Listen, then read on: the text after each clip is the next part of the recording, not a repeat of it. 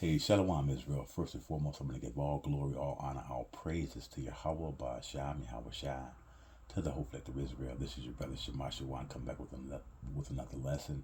And this lesson is called, What Was the Mark of Cain? What was the mark of Cain? All right, so we pray through our precepts that Yahweh gives us a proper understanding on this matter, okay? Let's go to Genesis 3 and 17.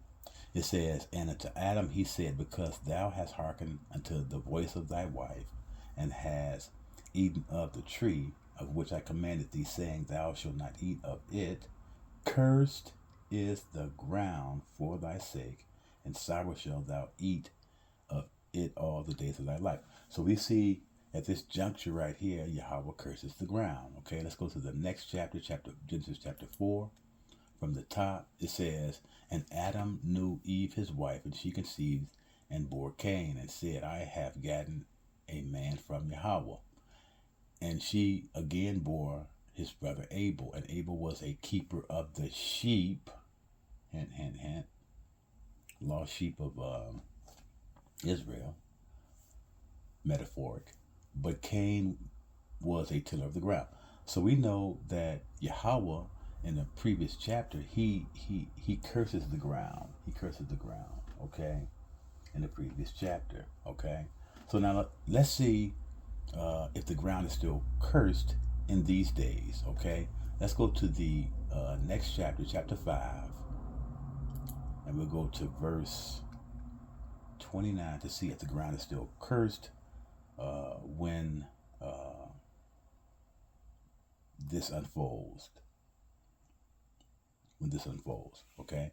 So this is Genesis 5 and 29. It says, And he called his name Noah, saying, This same shall comfort us concerning our work and toil of our hands, because of the ground which Yahweh have cursed. So we see that the ground was still cursed. The ground still cursed. Okay. So now what's going to happen here? Let's go back to the previous chapter, Genesis chapter 4, and we'll go to verse 3. It says, And in process of time it came to pass that Cain brought of the fruit of the ground an offering unto Yahweh. Now we know that the ground is still cursed. The ground is still cursed. And notice, it's not even the first fruits. It's just some stuff, some offerings that's thrown together. Okay. For it says, And Abel, he also brought of the firstling. See that?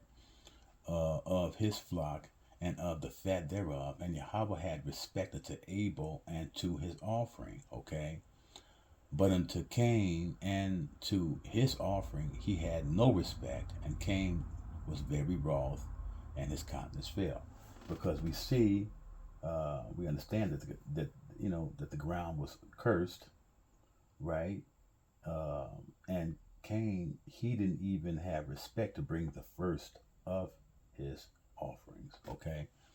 All right. 6, it says, And Yahweh said unto Cain, Why art thou wroth, and why is thy countenance fallen?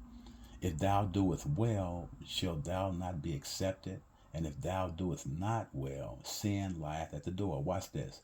And unto thee shall be his desire. Whose desire? The devil's desire. And thou shalt rule over you. Satan shall rule over Cain. We're going to see in the next verse that it comes to pass. Right? Verse 8, it says, And Cain talked with Abel his brother, and it came to pass, when they were in the field, that Cain rose up against Abel his brother and slew him. So this dude, Cain, kills his brother, okay? He kills his brother, okay? Right? So we see that the sin takes over this brother, Cain, all right? So here, let's see what this word sin means, okay? It's going to be H2403. Let's get it. Here it is here. Strong's H2403. Cheta'ah. Cheta'ah. Chetath. Chetath. Okay, there it is. So when we go down to the outline of biblical usage, we're going to see sin, sinful, sin offering, sin, condition of sin, guilt of sin, punishment of sin. right? So we see exactly what sin is. So we see that that Cain, in fact, sins when he murders his brother, okay? And also he sins by uh, just throwing, an offering together, not even being the first of his offering, okay? Right? So also, let's see what the word slew means, because we see that not only did Cain just throw something together in terms of his offering, but he slew his brother. And so slew is going to be H 2026. H 2026. Here it is. Strong's H 2026. Harag. Harag. God, there it is. So when we go down to the outline of biblical usage, we're going to see to kill, slay, murder, destroy, murder, slay, out of hand. Okay, to kill, to slay, to destroy, to ruin. Right. So this is what this guy Cain, what he did. Right. Okay. So we see this the sin here, and let's get a precept to understand what this sin is, or what this murder is. Okay, let's go to Exodus chapter 20, and we'll get verse 13. Right. So we see this sin here. So this is in the top 10 here. What Cain did to his brother. Exodus 20 and 13, it says, "Thou shalt not kill." So we see that this guy Cain commits this heinous act of sin by killing or murdering his brother. Okay, so let's go to second address right quick and get some more understanding on this matter to see what the mark of Cain is. But we need the precepts to navigate us to the proper understanding so we can get the sense out of this. Let's go to second address 3, and we're going to look at verse 4 through 8. Watch this. It says, "O Yahweh, who beareth rule, thou spakest at the beginning, when thou didst plant the earth, and that thyself alone, and commandeth the people." So Cain knew this in terms of the sin, right? Because he learned it from his father, Adam. You don't think that Adam conveyed to his family, the instructions of Yahweh Ba'asham, Yahweh Shai, okay?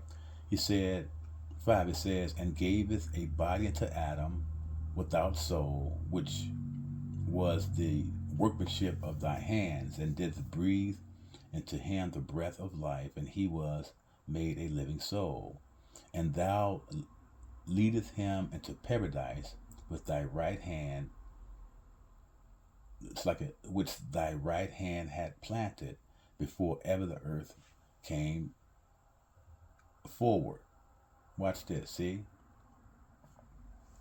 It says, "And unto him thou gavest commandment to love thy way, which he transgressed, and immediately thou appointest death in him and in his generation, of whom came nations, tribes, peoples, and kindreds out of number. And every people walked after their own will, and did wonderful things before thee, and despised thy commandments." So we see that Cain knew this. Cain knew the sin of murder.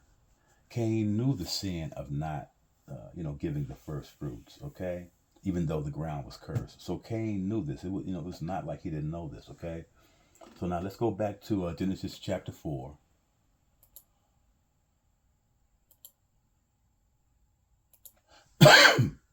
Slack it. Let's go back to Genesis chapter 4, and we're going to look at verse 9. Okay? It says, "And Yahweh said unto Cain, Where is Abel thy brother? And he said, Am I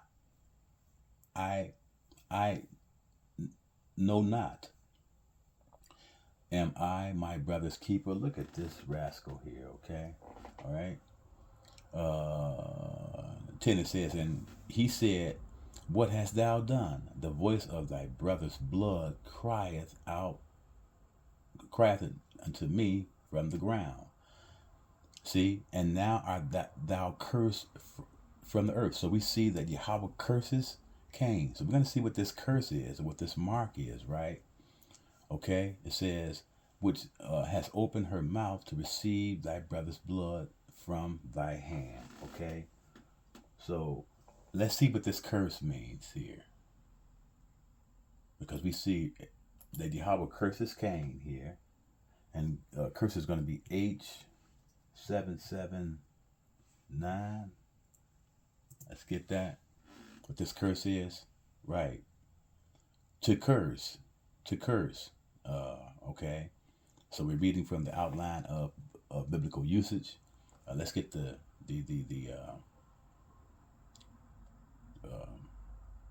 name here. Strong's H779. Arer. Arer. Okay, there it is. So we see what curse means. To curse, curse, be, he, right? So it's a curse. It's something that Yahweh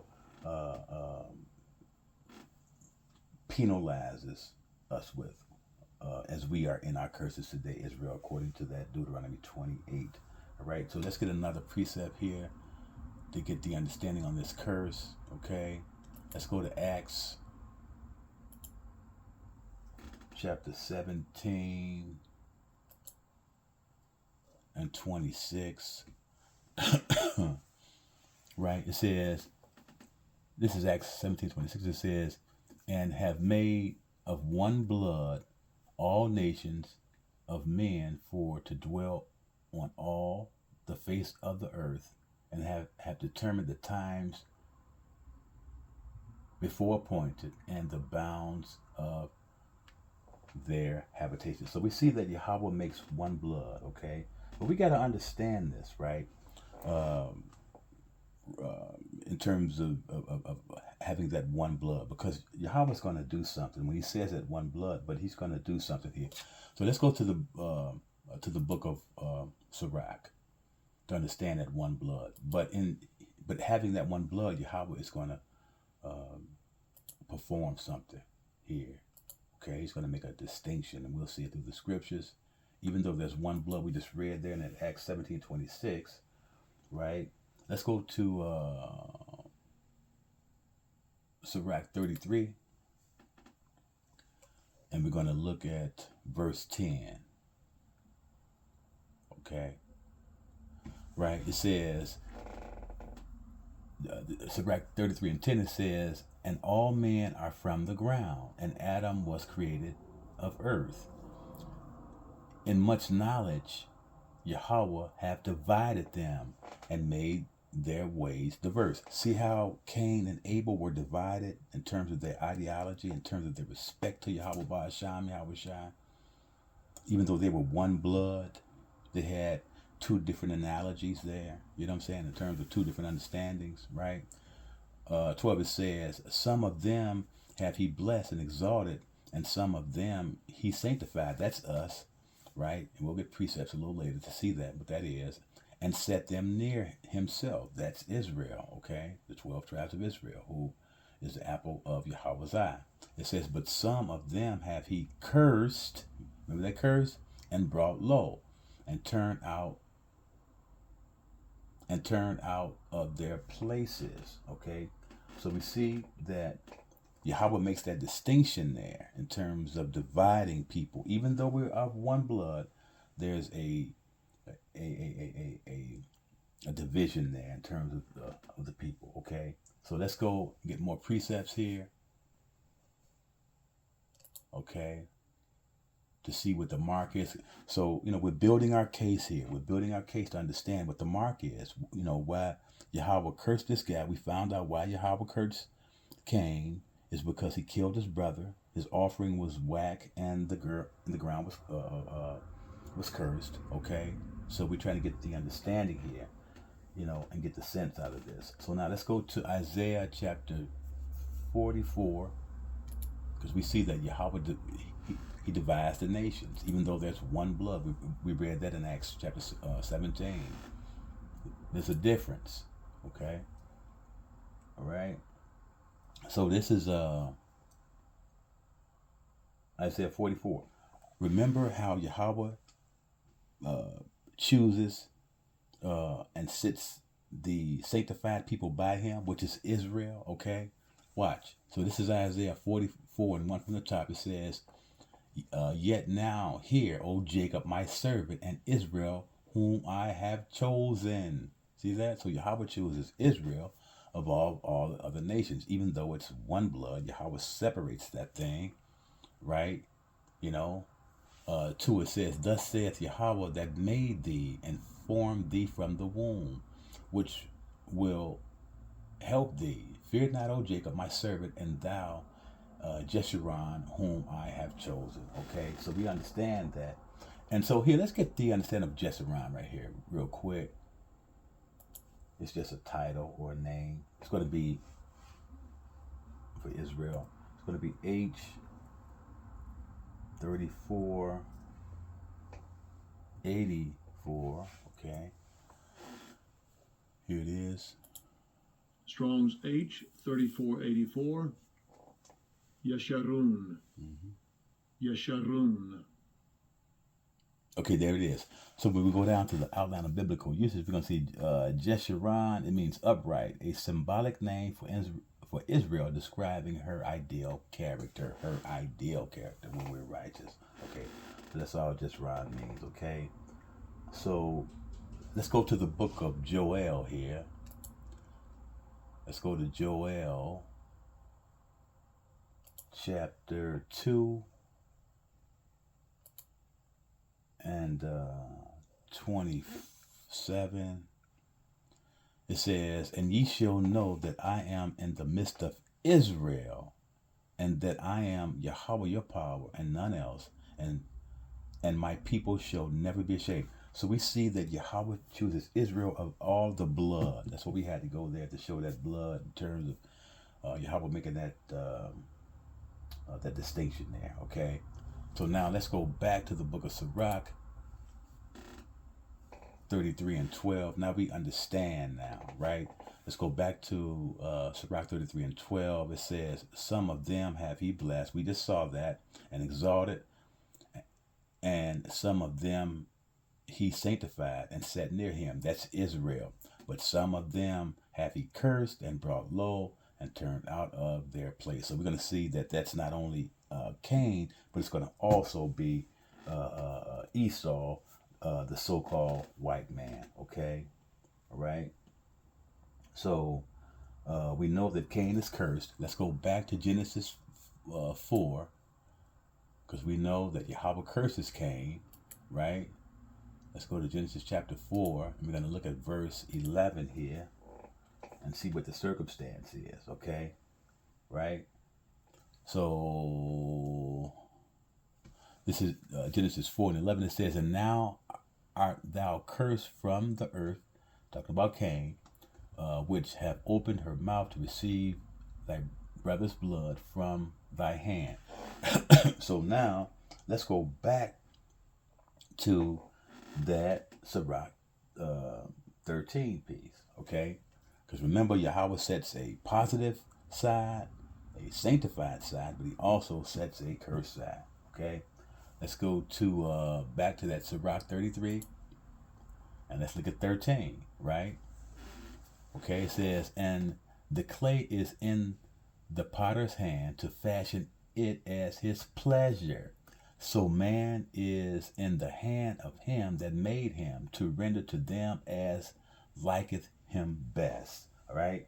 So this is how Yahweh did Cain. Okay.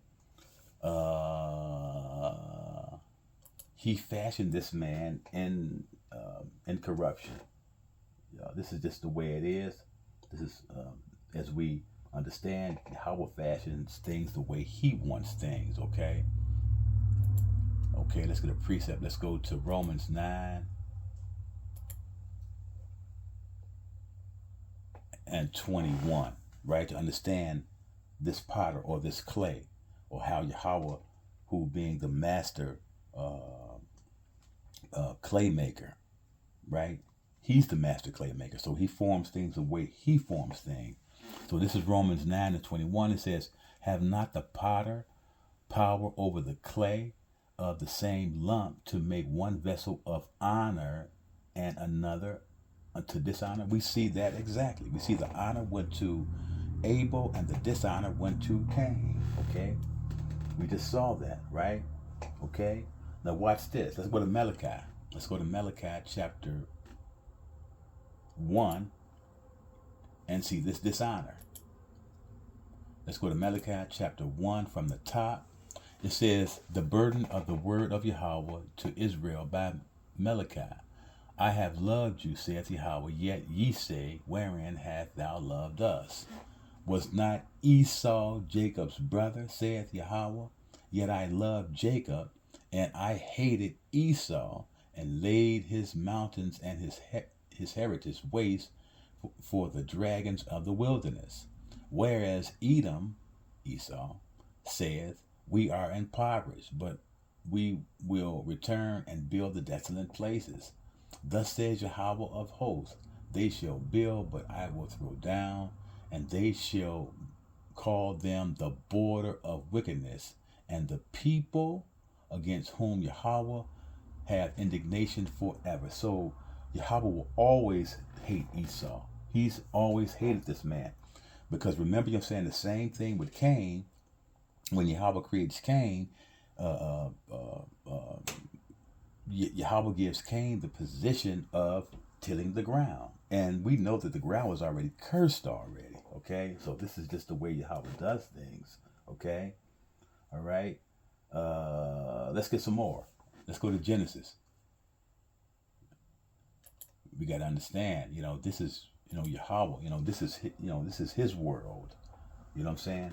This is the way he sets up things. And so he sets up things the way he sets up things. Nobody can change or alter that, what Yahweh does, okay?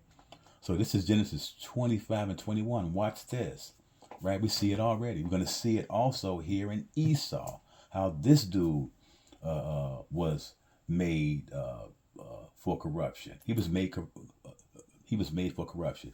Esau, the so-called white man, was made for corruption. That's just the way how Yahweh does this, okay? So this is Genesis 25 and 21. It says, and Isaac entreated Yahweh for his wife because she was barren. And Yahweh was entreated of him, and Rebekah, his wife, conceived. And the children struggled together within her. So it was a fight already with our forefather Jake, right? And Esau, right? The progenitor of the so-called white man. It was a struggle in the belly of Rebekah already, okay? And the children struggled together within her. And she said, if it be so, why am I thus? And she went to inquire of Yahweh. And Yahweh said unto her, see, watch this. 2 nations are in thy womb. Remember we read that in that Acts 17 and 26 piece, that one blood, but Yahweh separates nations like that, right? It says 2 nations are in thy womb, and 2 manner of people. See that? 2 manner of people, distinctly different people, right? It says, and 2 manner of people shall be separated from thy bowels, and the one people shall be stronger than the other people. That's us, Jacob. And the elder shall serve the younger. This is just the way Yahweh does that, okay? Right? So let's get some more precepts. Let's go to Ecclesiastes. Let's go to Ecclesiastes chapter 7. Okay? We're going to see what this mark is on Cain. But we have to build a case to get the proper understanding on why Yahweh is doing this, and to understand who these white people, or these so-called, these Edomites, or these so-called white people are today on this earth, and why they're so wicked, okay? All right, so let's go to Ecclesiastes 7 and 13. It says, consider the work of Yahweh, for who can make that straight which he hath made crooked? So we see that Yahweh makes both Cain crooked and Esau, the so-called white man, are crooked, right? This is just the way the Most High designed these people, okay? Right? So now let's go back to that Genesis chapter 4. Let's go back to Genesis chapter 4. And we're going to start at verse 13, right? It says, and Cain said unto Yahweh, my punishment is greater than I can bear. Right? His punishment, right? Okay. Slacky about that. Here, let's go up one verse to verse 12 and get that, so we get the proper understanding context on that. It says, when thou tillest the ground, it shall not henceforth yield unto thee her strength. A fugitive and a vagabond shall thou be in the earth. So this is talking about Cain. And Cain said unto Yahweh, my punishment is greater than I can bear. Behold, thou hast driven me out this day from the face of the earth, and from thy face shall I be hid, and I shall be a vagabond. It's like it. And I shall be a fugitive and a vagabond in the earth, and it shall come to pass that every one that findeth me shall slay me. So we see something here. How are people going to know that this man is Cain? How? Because remember, everybody pretty much looked alike, right? Everybody had melanin, hint, hint, hint, right? So remember, Yahweh makes different shades of people, right? But this man's going to be distinct in terms of the way he looks. So when you see this man, you're going to say, okay, wow, that's Cain right there. Because he's going to look different from all the inhabitants of the earth, okay? Let's keep going. Okay. Verse 15, it says, and Yahweh said unto me, therefore, whosoever slayeth Cain, vengeance shall be taken on him sevenfold. And Yahweh set a mark, hint, hint, hint, set a mark upon Cain, hint, hint, hint. Remember that mark? Lest anyone find him shall kill him. So now remember that word mark, all right? So we need to get some context on this word mark here, okay? And it's going to be H226. H226, right? Here it is. Strong's H226. Oath. Oath. Wow, oath. Right? So when we go down to the outline of biblical usage, we're going to see sign, signal, a distinguishing mark. Remember that mark that Yahweh sets on Cain? A sign, a signal. Oh, okay, that's who that guy is, or who that person is. A distinguishing mark there, okay? So that mark is going to be distinguishing. So when you see this guy, you're going to know him immediately, or his family members, okay? Let's get some more understanding. Let's go to Exodus chapter 4. Let's go to Exodus chapter 4, because Yahweh sets this mark on this guy, okay? Let's go to Exodus 4 from the top, right? And we're going to see something here, okay? This is Exodus chapter 4 from the top. It says, and Moses answered and said, but behold, they will not believe me, nor hearken unto my voice, for they will say, Yahweh have not appeared unto us. Sidebar, we see that our people, even here, they knew Yahweh's name there, okay? 2, it says, and Yahweh said unto him, what is that in thy hand? And he said, a rod. And he said, cast it on the ground. And he cast it on the ground, and it became a serpent. And Moses fled from before it. And Yahweh said unto Moses, put forth thy hand, and take it by the tail, and he put forth his hand, and caught it, and it became a rod in his hand. Okay? Became a rod in his hand. Okay? Right? That's the first sign. That's the very first sign. We'll see it. So let's look at the next verse. 5. It says, that they may believe that Yahweh power of that their fathers, the power of Abraham, the power of Isaac, and the power of Jacob have appeared unto thee. And Yahweh said furthermore unto him, put now thy hand into thy bosom. And he put his hand into his bosom, and when he took it out, behold, his hand was leprous as snow. Hint, hint, hint, hint, hint, hint. Okay. All right. And Yahweh said it. Okay. All right. You see? Yep. Mm-hmm. That's no. So verse 7, it says, and he said, put thy hand into thy bosom again, and he put his hand into his bosom again, and plucked it out of his bosom, and behold, it was turned again as his other flesh. So we see that, there's a distinction there. When this man Moses puts his hand, to his bosom here, pulls it out, is a drastic change from his other skin on his body. So we're going to see what that is, if y'all would say the same, right? Verse 8, it says, and it came to pass,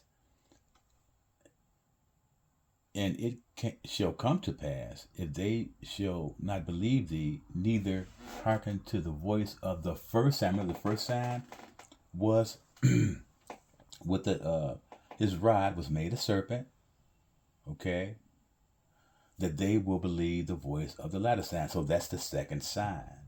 That's the second sign. The second sign. So now remember earlier, we read about that mark, right?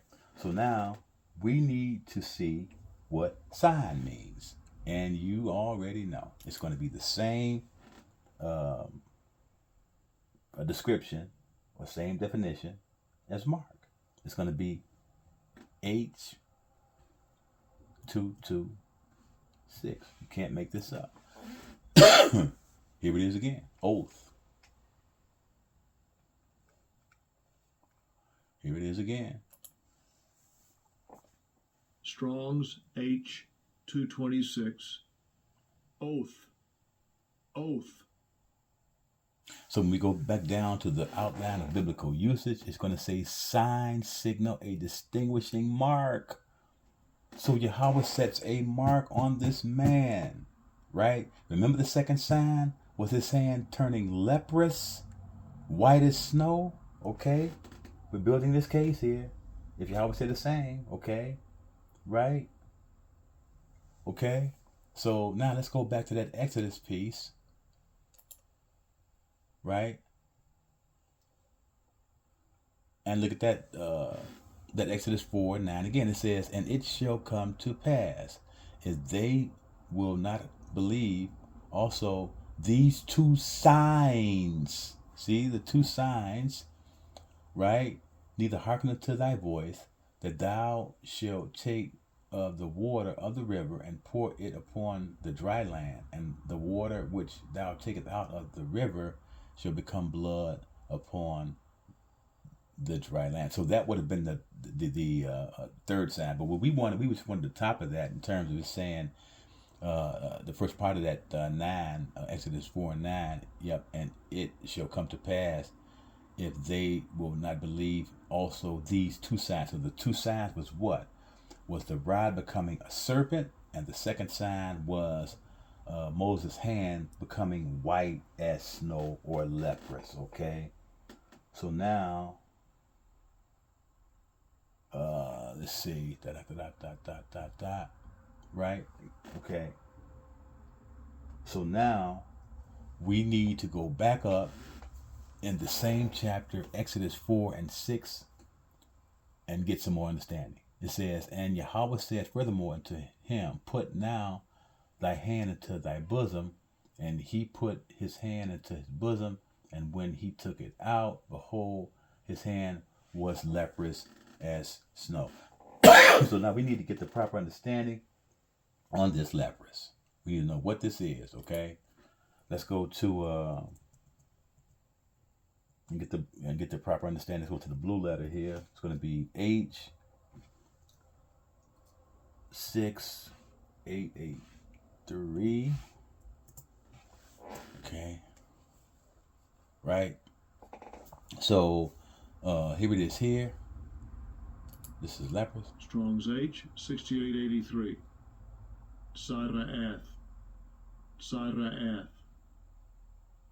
So when we go down to the outline of biblical usage, we're going to see leprous in people, a malignant skin disease. So this is a disease. This is a disease. So Yahweh puts that curse, that mark, that disease on Cain. He puts it on Cain. Okay, right?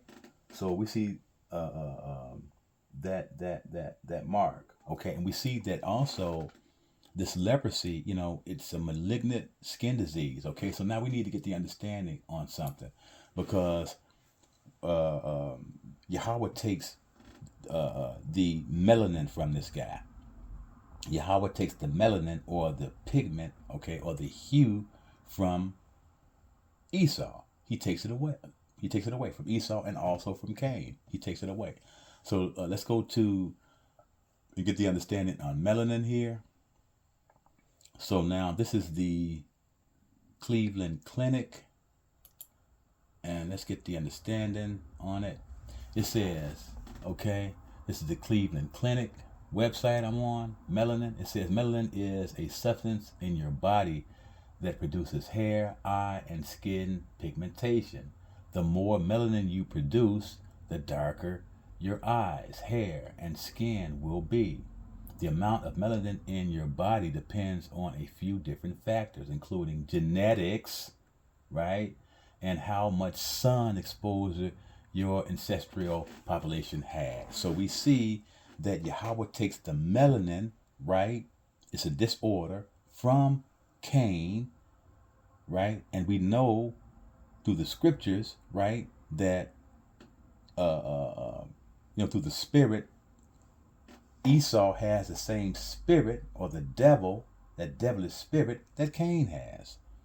So the so-called white man, right? Esau, the so-called white man, this is why he looks like that. Because the white man, or Yahweh, takes the melanin from this dude to make him stand out from other people in the earth. So we see that the mark of Cain is to turn him white, or to turn him red, because we know he's not white, he's red. Or the Most High to take the melanin out of this dude, okay? All right? This is what it is. So the mark of Cain is, in fact, the Most High turning him white. That's the mark. Because whoever would see this man on the earth would say, okay, that's Cain right there. Because nobody looked like that. Nobody looked like that. That's why Cain was so fearful, That's why when the Most High said, if anybody, would curse him, would touch him, and I'm paraphrasing this thing, that Yahweh would curse them sevenfold, right? So now we see what it is. So now let's go back to the scriptures to get some more understanding on this melanin, or this leprosy, okay? Let's go to the book of Leviticus. Let's go to Leviticus chapter 13 and get the understanding on melanin, or leprosy. Can't make this up. This is this man's mark, okay? So this is Leviticus 13. From the top it says, and Yahweh spoke unto Moses and Aaron, saying, when a man shall have in his skin of his flesh a rising, a scab, or bright spot, and it be in the skin of his flesh, like the plague of leprosy. This is what Yahweh implemented on Cain, and also the so-called white man Esau, okay? It says, then he shall be brought unto Aaron the priest, or unto one of his sons the priest. So we need to know what this plague means. What does this word plague means, okay? Because remember, we understood in the definition for melanin, it's a skin disease, okay? So we need to know what this plague is. It's going to be H. It's going to be H50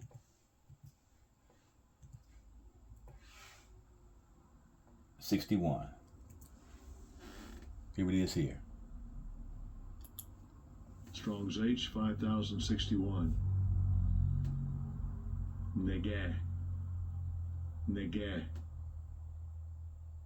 So now, when we go down to the outline of biblical usage, remember the mark of Cain, right? Yahweh puts that mark on Cain. Watch this. It says, stroke, plague, disease, mark, plague spot. So we see it's a mark, the mark of Cain, right? It's to take his melanin from him, right? And it's also a disease. And we're going to see that this dude, the so-called white people, they're also they're clean lepers, okay? When you see a person with blonde hair, what is that? Why do they have blonde hair like that? It's a disease like that. Let's go to the scriptures. Let's go back to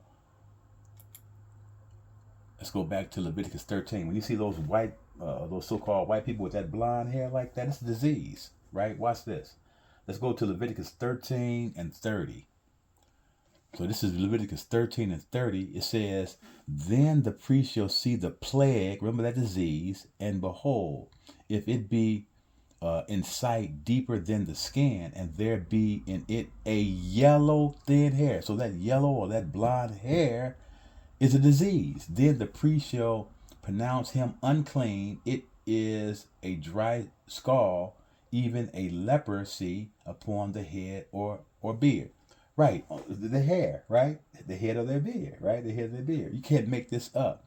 So we see that the mark of Cain is in fact that Yahweh turns this man white in terms of these people you see today, the so-called white man, which is Esau. All right, that's Esau, the so-called white man. Okay, let's go back. Let's go down. Stay in the same chapter. Let's go down to 37, verse 37, Leviticus 13:37. It says, "But if the skull be in his sight at a stay, and there be, and that there is black hair grown up therein, the skull is healed." See, with the black hair is healed. With the black hair, the hair that we have, right?